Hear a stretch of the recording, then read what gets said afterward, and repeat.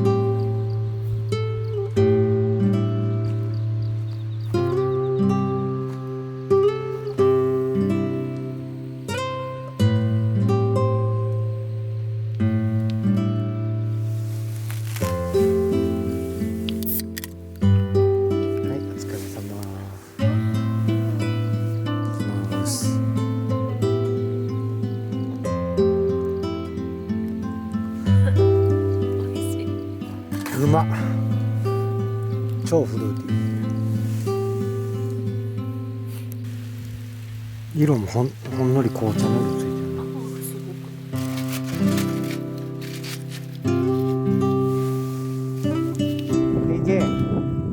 KJ やな。